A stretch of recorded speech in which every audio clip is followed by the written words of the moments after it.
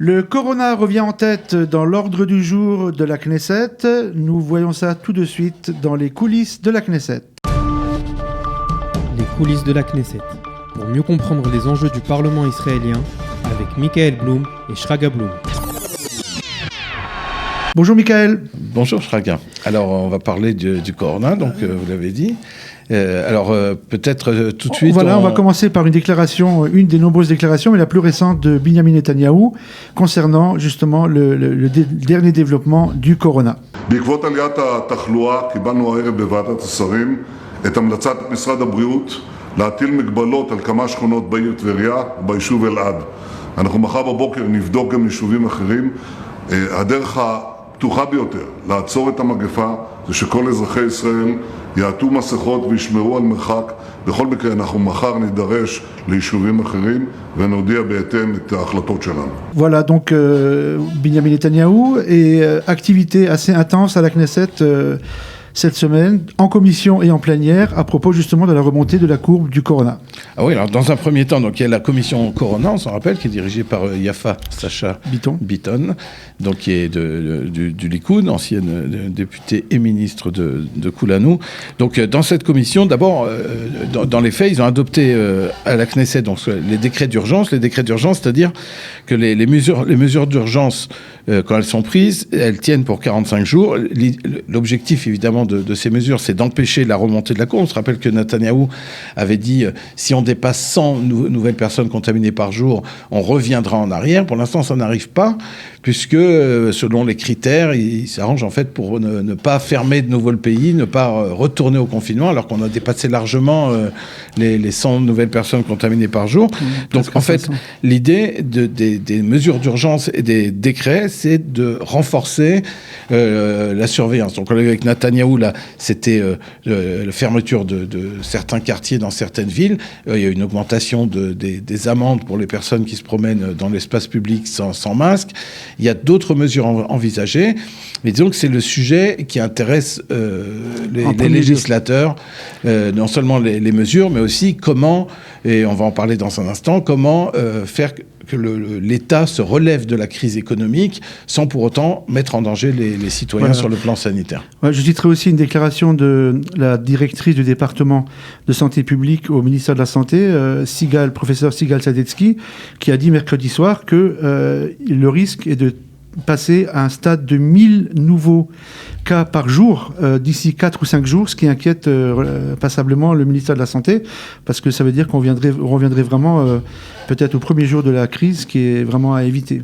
Voilà. Alors, on a vu sur le Corona, il y a un autre sujet qui a fait couler beaucoup d'encre et qui en fait encore couler beaucoup, y compris à l'étranger d'ailleurs, c'est l'application qui permet aux Shin Bet, aux autorités, de suivre les téléphones, de pister le traçage des citoyens pour savoir dans quelle mesure les personnes ont été en contact avec quelqu'un de malade et respectent ou pas les consignes sanitaires. Et ça a donné, comme ça arrive souvent, des joutes verbales à la Knesset. On va en voir deux. La première est de Yuval Steinitz, qui, au nom du gouvernement, a présenté justement le renouvellement de cette loi de l'application du Shin Bet. Alors, que dit Yuval Steinitz à la Knesset ? Alors, Yuval Steinitz, donc on l'a vu, on le voit maintenant à l'écran. Donc, quiconque tente de nier l'ampleur de la menace et ses dangers n'est qu'un charlatan. Je peux vous dire que la moitié des personnes malades ou devant être mises en confinement ont été localisées grâce à l'outil fourni par le Shin Bet. Ce serait une faute grave de ne pas l'utiliser. Si nous avions pu adopter cette loi dès le début, nous n'aurions pas eu besoin de prendre des mesures aussi draconiennes. Il est regrettable qu'en ces moments critiques, il y a des gens dans l'opposition qui choisissent d'en faire un affrontement politique. L'unique but de cet outil est de protéger les citoyens. Voilà. Donc, je rappelle que c'est lui qui dirige aussi la commission ministérielle du Corona, et qui présentait donc au nom du gouvernement la prolongation de cette loi controversée. Controversée. Alors justement controversée par notamment Eli Avidar, député de Israël Beitenou, de l'opposition, qui dit Netanyahou est devenu un dictateur, pas moins. Depuis le premier jour où cette proposition est arrivée en commission, vous avez fait adopter des lois d'urgence à la dérobée comme des voleurs en pleine nuit. Vous avez fermé et détruit l'économie, porté atteinte à 2,5 millions de citoyens, et vous avez peur maintenant qu'ils sortent dans les rues. Alors la seule manière d'empêcher la révolte, c'est avec cet outil du Shin Bet. Nous savions que le dictateur ferait tout ce qu'il peut. C'est ce qui arrive lorsque vous vous habituez au pouvoir et ne voulez plus quitter. Donc c'est un peu ce que Yuval Stanis disait. Il y a le côté technique, le côté sanitaire, et puis il y a aussi la politique qui n'est pas absente de ces décisions-là. Alors, la Knesset n'a pas fait que de débattre sur le corona. Il y a aussi une réunion importante de la commission d'Alia et de Klita. Sur le corona. Sur le corona aussi, mais concernant les Olim. Donc, alors, là, ce qui se passe pour les Olim, c'est que la proposition est donc enfin, la commission se réunit pour aider les nouveaux immigrants. Alors, les problèmes qui ont été évoqués, c'est que la crise économique, donc des gens des Olim se retrouvent sans argent. Il y a eu les ulpanim ont été fermés. Si on n'apprend pas l'hébreu, si on arrête l'hébreu, on ne peut pas travailler. Donc, c'est un effet boule de neige. Donc, ce que la commission a proposé, c'est donc évidemment de prolonger la période des droits, puisque beaucoup de nouveaux immigrants n'ont pas pu bénéficier des droits et se retrouvent donc à la fin des droits pour ce qu'on appelle le sal klita, c'est-à-dire ils ne reçoivent plus d'argent de l'État, mais ils n'ont pas encore le niveau d'hébreu suffisant, parce que l'Ulpan a été arrêté pendant plusieurs mois. Pareil pour les allocations chômage. La députée Talia Plaskov du Likoud a proposé d'ajouter un sal klita spécial donc pour cette période, et donc ils ont proposé à nouveau par exemple, une aide aux employeurs qui aujourd'hui engageraient des nouveaux immigrants. On est dans une période, la commission de l'Alia et de la Klita s'occupe de proposer des lois et des aides au gouvernement et à la Knesset, donc ça prend un certain temps.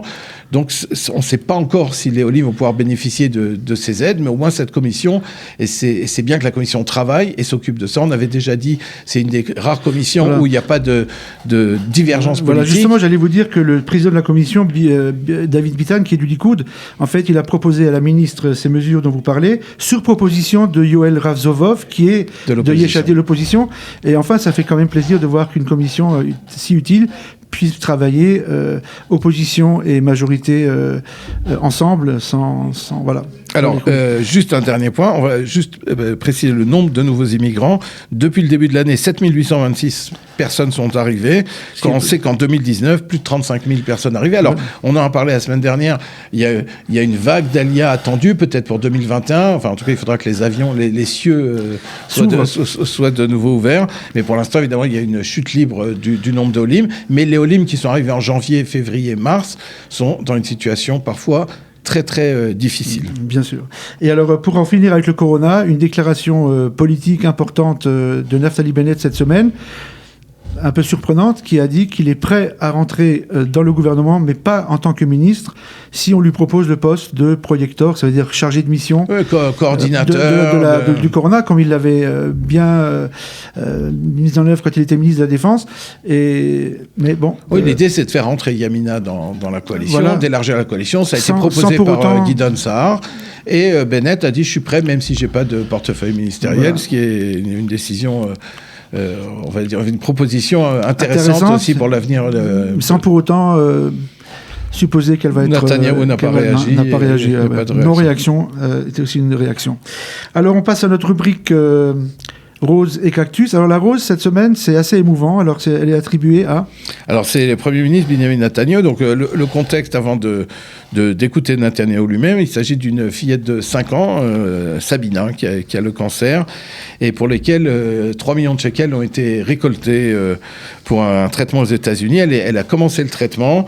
Et elle avait avant dit qu'elle aimait beaucoup Netanyahou, et donc Netanyahou a fait une vidéo, il s'adresse à elle, une vidéo qu'on va voir dans un instant sur l'écran. Shalom לך סבין, מדבר אלייך ראש הממשלה. אני רוצה לאחל לך נסיעה מוצלחת וטיפול מוצלח בארצות הברית. אני יודע שיש לך אמא אוהבת ולרי, ואני רוצה לאחל לך אותו הדבר. ואני מחבק אותך בשם כל אזרחי מדינת ישראל. שיהיה לך בהצלחה, סבין. Le cactus, donc... Avant le cactus, de préciser que c'est une bonne nouvelle. Les médecins qui s'occupent de la petite Sabina ont dit que les premiers résultats sont assez positifs du nouveau traitement. Donc on espère, on lui souhaite refroid chez les mains en tout cas. Amen. Et un prompt retour et un rapide retour en Israël aussi. Alors le cactus est attribué cette semaine à Ofer Shelach, le député de Yeshatid, pour un scandale qu'il a qu'il a fait sur un plateau, interviewé dans une émission qui s'appelle Shahor Lavan, dirigée par 2 animateurs orthodoxes. Et alors, on lui a posé une question concernant des soupçons d'enquête qui avaient eu lieu pendant la campagne électorale au sein de Bleu-Blanc, pour savoir s'il y avait des fuites. Il y avait parfois des fuites qui étaient organisées, on voulait savoir qui c'est, et il a carrément refusé de parler de ça. C'est-à-dire, il s'agissait c'était une rumeur, donc oui. À l'intérieur du parti, ils avaient engagé des détectives privés pour vérifier qui était l'auteur ou les auteurs des fuites. Et alors, interrogé là-dessus, il n'a pas voulu en parler, il a carrément coupé l'interview, et puis il s'est levé en partant, comme on le voit maintenant. אני שאלתי אותך אם זה... אתה יודע שמתדרכים. את עבד שכמוך, מי? אני מדבר אליך בצורה מכובדת, למה אתה מדבר ככה? חברים, תודה רבה. איך אתה מדבר? איך אתה מדבר? Une interview qui se termine mal. Oui. Alors, précisons que l'interview a été censurée, elle n'a pas été diffusée.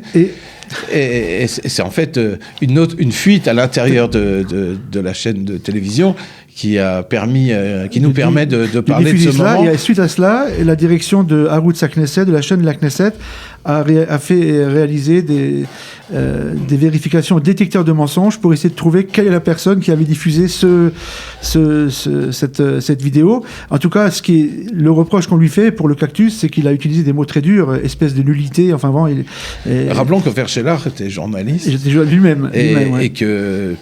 Certes, la question est peut-être difficile, mais que c'est assez rare quand même qu'une personne interviewée, qui n'a pas été insultée elle-même par les journalistes, se lève de cette manière. Et on l'a vu, c'était assez violent et assez peu respectueux aussi, cette fois, les journalistes. Alors on protège aussi. Voilà, bien sûr. Mais enfin, il faut quand même rajouter à la fin qu'il a présenté des excuses après. Tout à fait. Voilà. L'incident est clos, mais bon, quand même. Voilà. Alors, à la semaine prochaine, Michael. Shabbat shalom. Shabbat shalom. Et bientôt. Au revoir. Les coulisses de la Knesset, pour mieux comprendre les enjeux du Parlement israélien, avec Michael Blum et Shraga Blum.